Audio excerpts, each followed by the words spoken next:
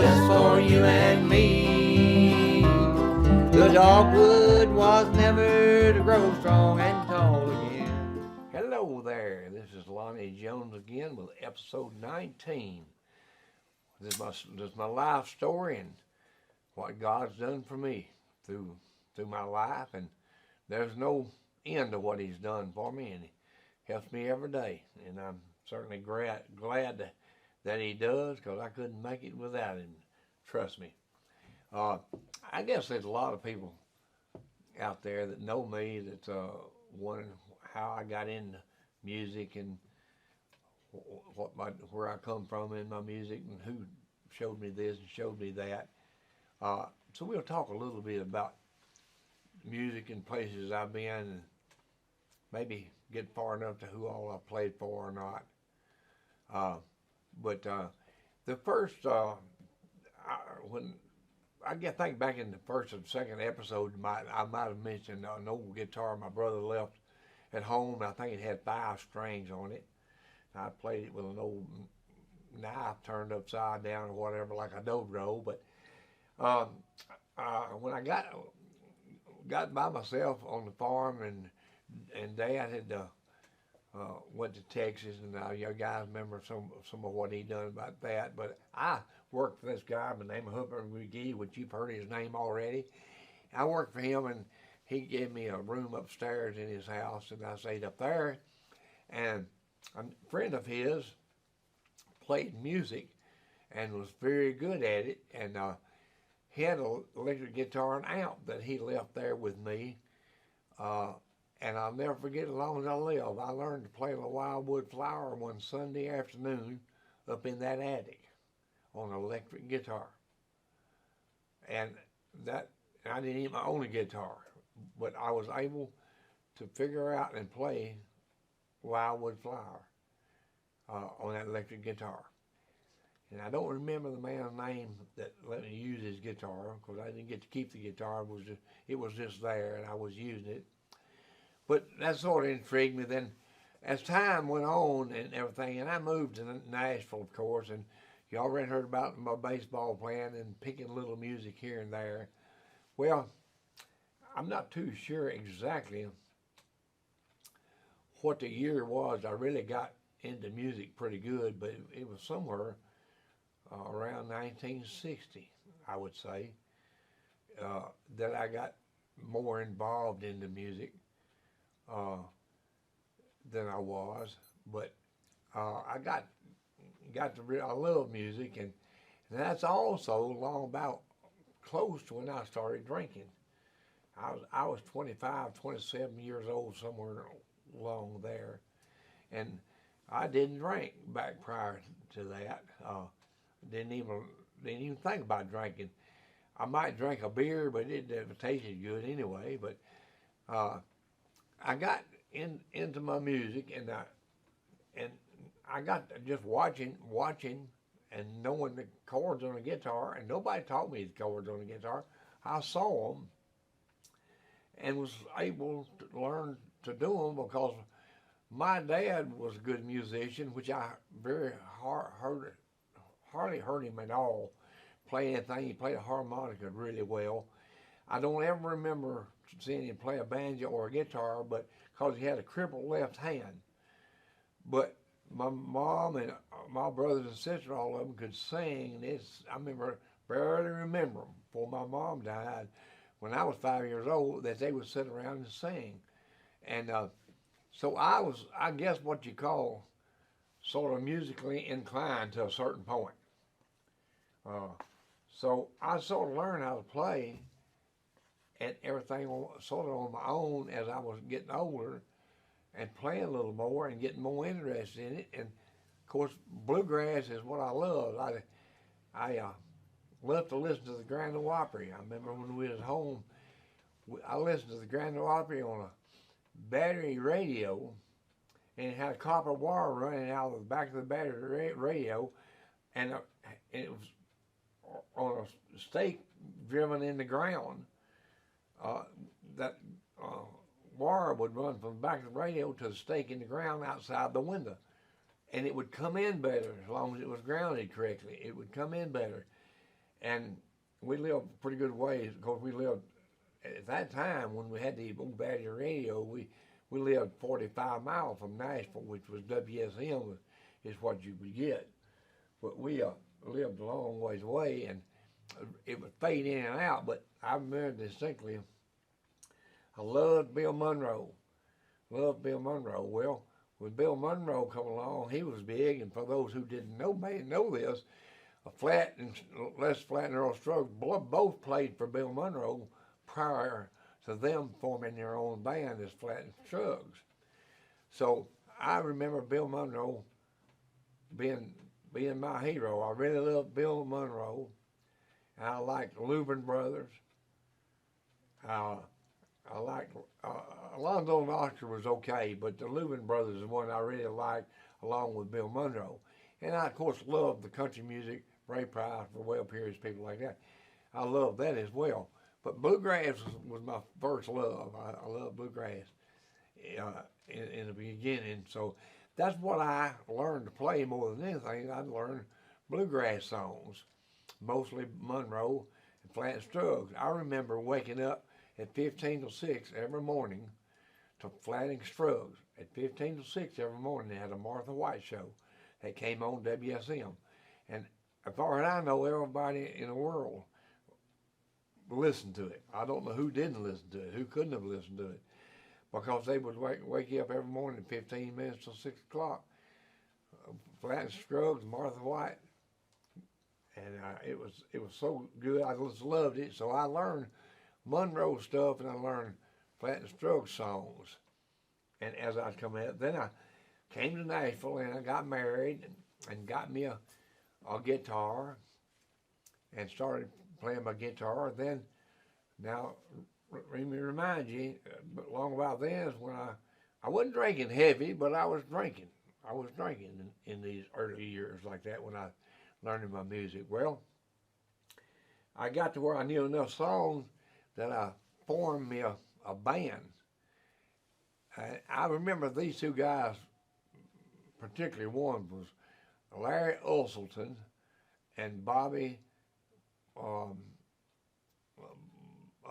my goodness, Bobby Huffman. Bobby Huffman was a banjo picker, and Larry Olson was an upright bass player. And anyway, so I got those two guys, and I forget, they knew a couple of guys that could play and sing. For instance, Bobby's brother was a fiddle player, which his name was Richard Hoffman. So that was just about the first band that I formed to start going out and playing square dances and playing music and making a little money at it. Well, as you well know, I'm from Dixon, Tennessee, and the community I came from was the Oak Grove and Hillcrest communities. They sort of run together. I went to school at Hillcrest. Well, from some of my past episodes, I brought Hillcrest up because they had a square dance the third Saturday night of every month.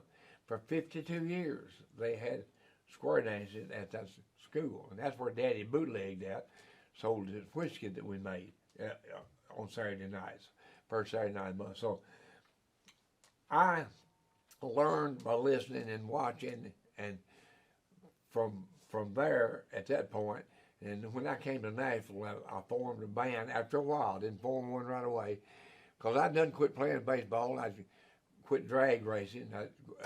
I'd quit. I hadn't even taken up golf at the time, so I'd quit all those things. So I decided to go play music. So I got everybody knew me, and the reason I brought up Hillcrest the third Saturday night of every month is by that time I had me a band, so I would go back and play Hillcrest.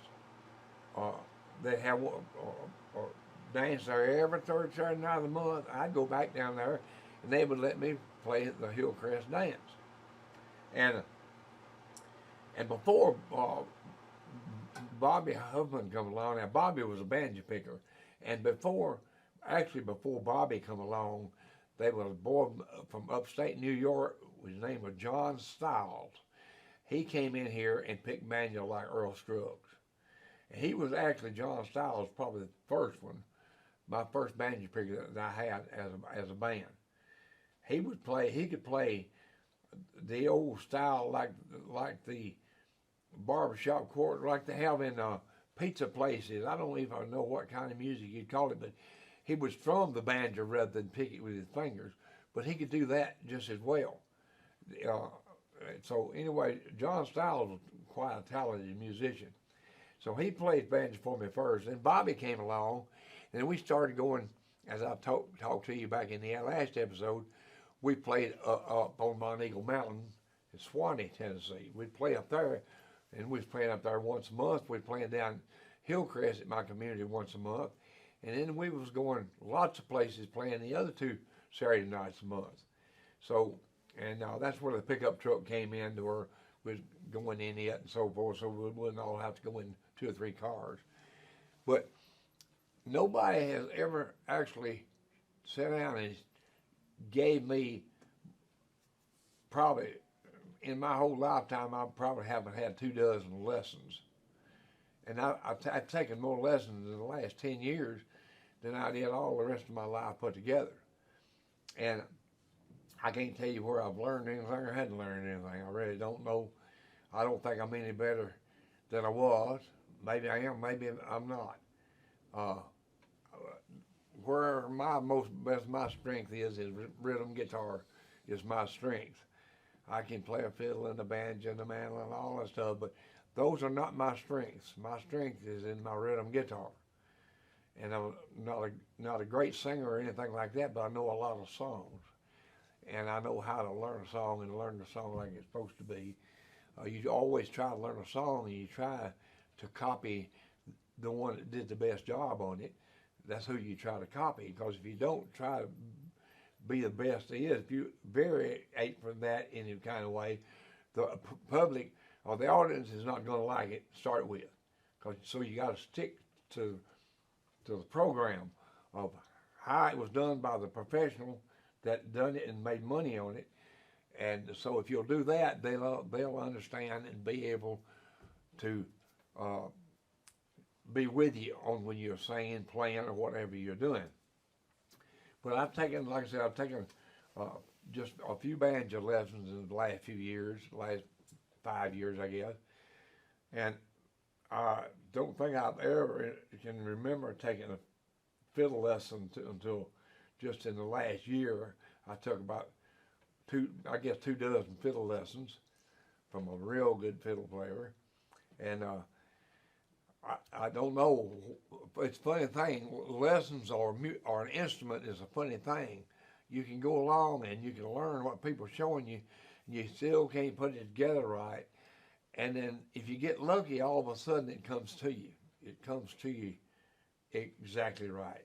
So I can't say that where I've learned a lot or have not learned a lot from the people that have showed me a thing or two, because I can't truthfully say that I'm that much better than I was before I took the lessons. The lessons were great lessons.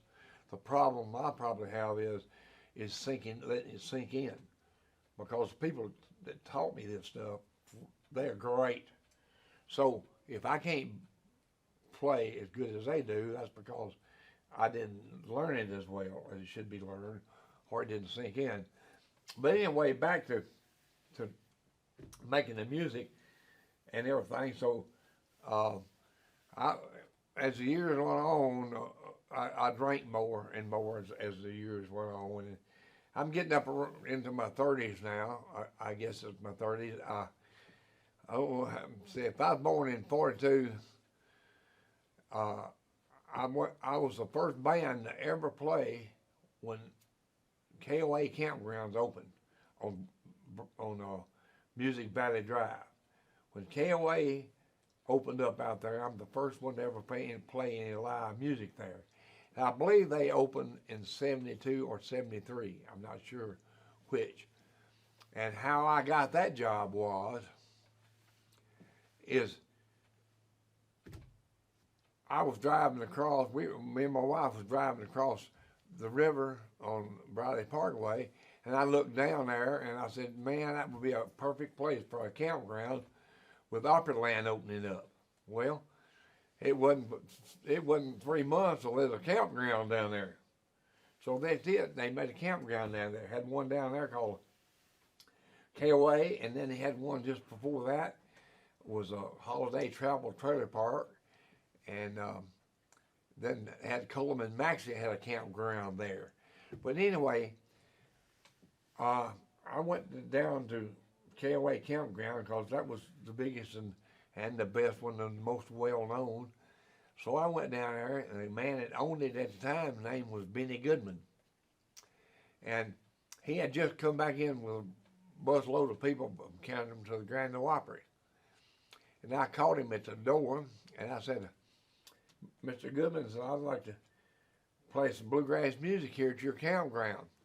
He said, son, he said, I'm showing movies at the campground. He said, I don't have music out here. I said, well, how about me giving you a free show, and if you don't like it, I won't come back, and if you do like it, then you give me a job. He thought a minute. He said, well, that's fair enough. He said, when do you want to do it? I said, well, how about Thursday night? He said, well, probably Thursday night, probably be all right. Says, they start coming in on Thursday night, so maybe Thursday night be all right. So come out here, this is in the middle of summertime. Come on out here, and you can give it a try. Well, from that day forward, I played out there 8 years. I went in down there, and people packed that hillside. You wouldn't, nobody believe it. Back in the 60s, gasoline was still 35 cents a gallon. Back in the 60s. I'm sorry, early 70s, in the mid 70s. Gasoline was still 35 cents, right at 35 cents a gallon. These big, beautiful motorhomes coming in there, and it was packed. People coming into Opryland. So I played there for 8 years. Meanwhile, I stopped off up at the Holiday Travel Trailer Park, just above there, and I was playing Friday and Saturday night at the KOA campgrounds. So I hired in Wednesdays and Thursdays up at the Holiday Travel Trailer Park. So we was playing 4 nights a week at the 2 campgrounds. And Ben Payne was the manager up there. And he gave me a job up there playing, and they paid us. I don't remember exactly what they paid us. It wasn't much. But where I made my money at is we cut an album. And when I mean album, I mean one of these big dudes. They gone back to making them again, I believe. But they were these big. They were 45, but then you had a 33 and a third or something like that. And that was big things. So I had one of the big ones made, and had 12 songs on it. It had a beautiful picture on the front of it with us all dressed up and everything. And I got those things on a Friday. I ordered 1,000 of them. It cost me $1 a piece. I ordered 1,000 of them, and in 2 nights they were gone. 2 nights they were gone. I dressed up. I didn't have a partner in the music per se, but I had a partner singing tenor with me, played guitar, and I played banjo. This was around 1973, 74, in that area. And we dressed like Flat and Scruggs. We really looked good. And we was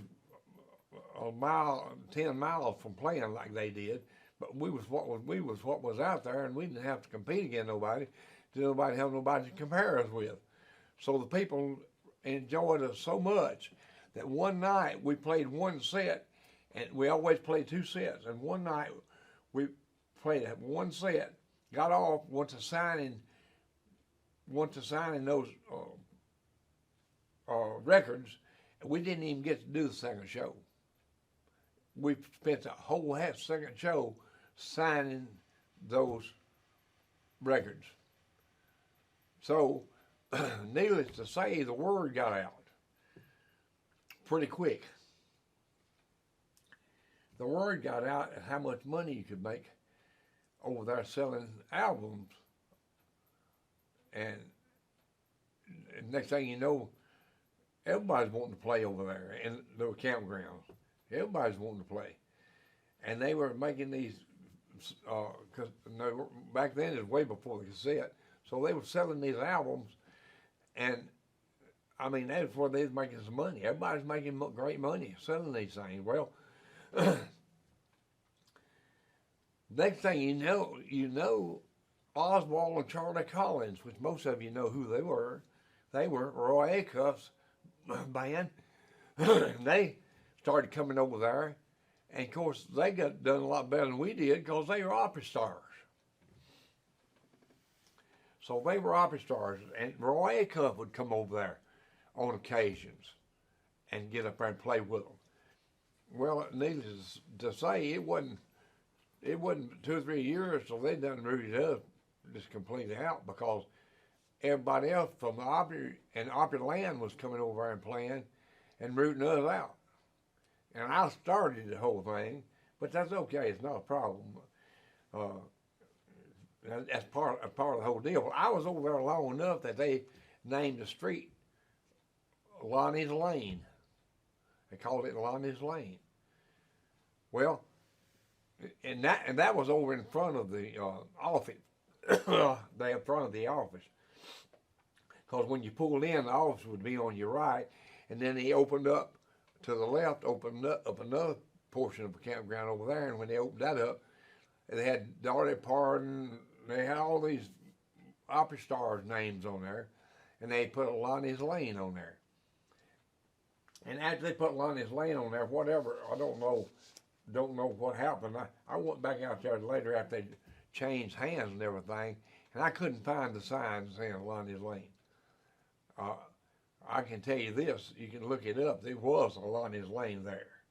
Now who made them change it or why they took it down, I haven't a clue. But I can say that I did get credit for getting Lonnie's Lane out there. I don't, for how long, I'm not sure. When Benny Goodman sold out and everything went to changing anyway. The management wasn't nowhere near the same types of management.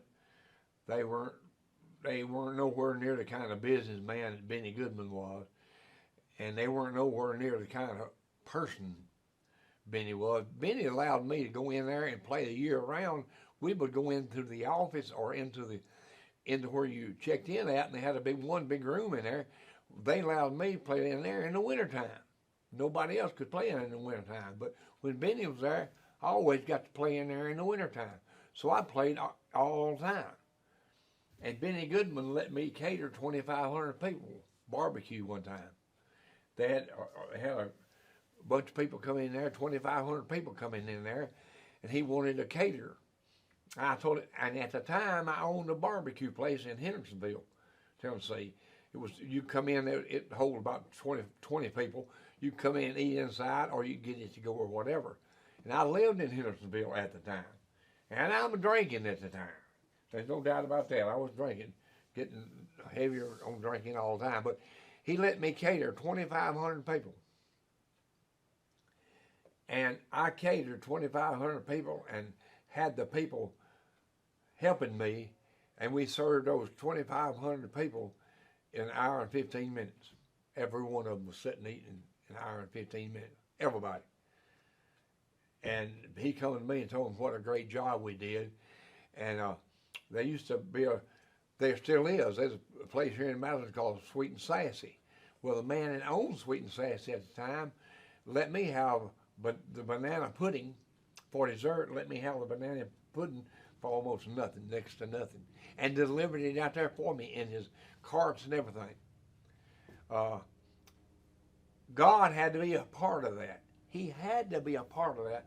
How can a boy with a 9th grade education from Dixon, Tennessee, come from hauling cordwood and making whiskey to serving 2,500 people in an hour and 15 minutes without God's help?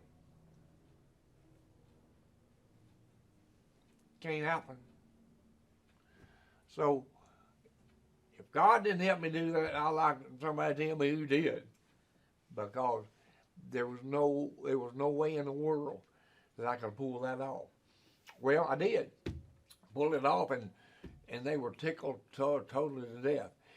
And by that time, Mac McGahey and Russ and Becky Jefferson and all them had started coming over and started doing shows and everything, and not and they did it for a living. I didn't. I had a job and I went to every day, and I totally understand that they would try to put the best in there because that's where the best deserved. But they would come in and get those real good jobs and everything. So, and then the next thing that happened was they built a building out just out from. They call it Squirrel Hollow where we played our music on the outdoors. They call it Squirrel Hollow, and it had a little stage out there, and they call it Squirrel Hollow. Well, they decided to build a building so if it rains, snows, sleet, shine, or whatever, they can still keep on doing it. Well, they did. They built the building, and when they built that building, that's when everybody come in, and basically that was into my era at the KOA campground. But they never did do good. That building never did do nowhere near as good as the outdoors did. People that go camping don't want to be in a building for absolutely about no reason whatsoever unless they're getting wet. Well, when they built that building, they moved all the music inside there. It was nowhere near nothing like it was when people was up sitting all around up on the hillside and by the swimming pool and buying albums and stuff like that. That just almost went away. Just almost went away. It was still done a little of it, and I still played there a little bit. But it got to where the people wouldn't come from the campers up there and go inside that building. It just never was the same after they built that building. So, at any rate, so I pretty much was done at the KOA campground, but I'm the first one to ever play music there. And I played a Holiday Travel Trailer Park up on Music Valley Drive. I played up there for 16 years. 16 years I played up there. And the reason I wasn't in KOA any longer was basically Benny Goodman sold out. And when he sold out to the new people, it's just like if you got a business and you're dealing with General Electric and you're dealing with this purchasing agent, and this purchasing agent gets transferred somewhere else, you about done. You're about done. They got their own people they want to use. So that's sort of what happened at KOA Campground. But Ben Payne, he wasn't like that. I stayed there as long as I wanted to stay there. I stayed there 16 years. And not saying now that other people didn't come up there and play, because they did, but I was never rooted out. I was always there when I wanted to be there. So, and that's all on Music Valley Drive. But I've also played the two campgrounds, I believe, in between the KOA and the Holiday Travel Trailer Park. Oh, now Holiday Travel Trailer Park is Good Sam's now. It turned into what they call a Good Sam's. But I can't remember the two campgrounds that I played for in between there, but Cullerman Maxey was one of them, and I think there was another one. But I played up and down there probably more than anybody, as long as anybody did, probably. But that was sort of how come me to have a band together. And on my next episode, I believe my next episode will be episode 20. I'll tell you about Larry Plemons, which owns Larry's Grand Old Garage at the time, which we're broadcasting from now. And this is where Larry's Grand Old Garage is at, that we're broadcasting from at 549 East Maple Street in Madison, Tennessee. Larry Plemons had a bus, and in my next episode, episode 20, I'll tell you about some places he carried us and people we played with and festivals we went to on Larry's bus. I got some good bus stories, and only through the grace of God, most of it was ever pulled off. But we pulled off some doozies on that bus, let me tell you.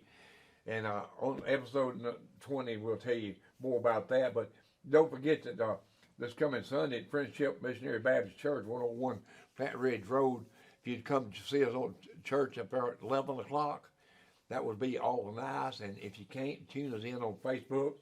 And Nelson Garrett is our preacher, and boy, he can lay it on you. Let me tell you, he's a serious man. He's a man of God, and we love him to death. We love the church. We wish we could get more people in our little church. That's 101 Flat Ridge Road, Goodlettsville, Tennessee. And I'll see you on episode 20. And God done something for me on episode 20 too. Don't let nobody kid you. So we'll see you on episode 20. Thank you very much. We're going to have a little music now, sort of end this thing up. You know how we are. I got to pick a little bit. Thank you. This is about everybody over fighting these wars, and for us to be sitting here doing what we're getting to do right now. Amen. It's for freedom. It wasn't for all the guys going over and losing their lives, and we wouldn't be sitting here doing what we're doing today. I'll guarantee you. Thank God we had the people to go do that.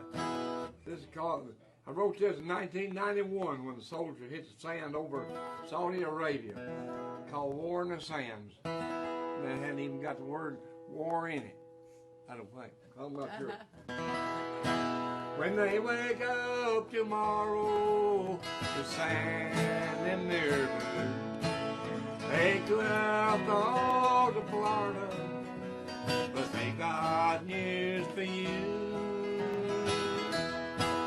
They're 10,000 miles from home and the sand there is brown. They'll miss Christmas once again, serving Uncle Sam. And the sun is on in the desert, our prayers are strong at home. God grant us peace and bring our soldiers home. As the tanks roll and the planes soar and the ships upon the tide, just thank the girls and boys for risking their lives. Play it now.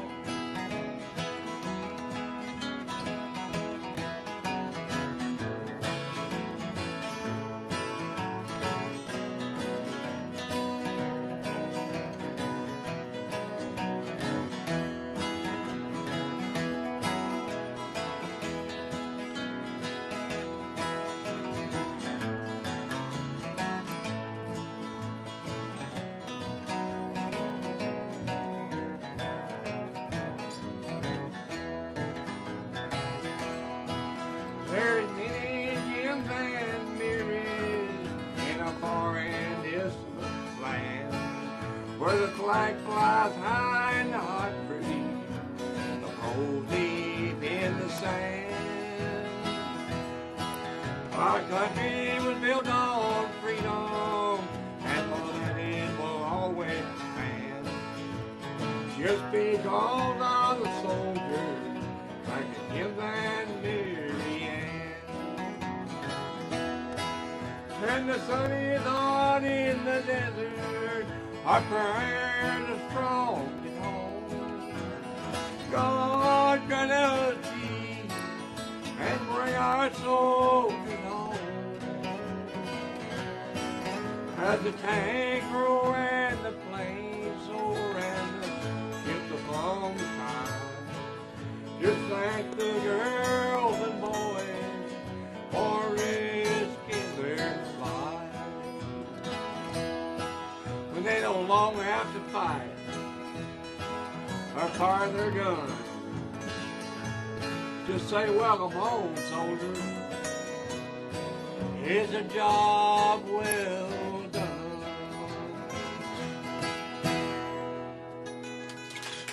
All right. Thank you. Appreciate that. Go ahead and just kick it cold. Okay, you want to. Please. Hey, I'm going down the road. Hey, I'm going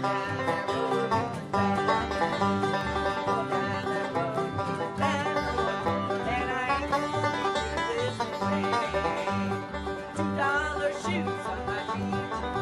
I got $2 shoes on my feet. $2 shoes on my feet, oh Lord, and I ain't gonna do this way. Hey, I'm going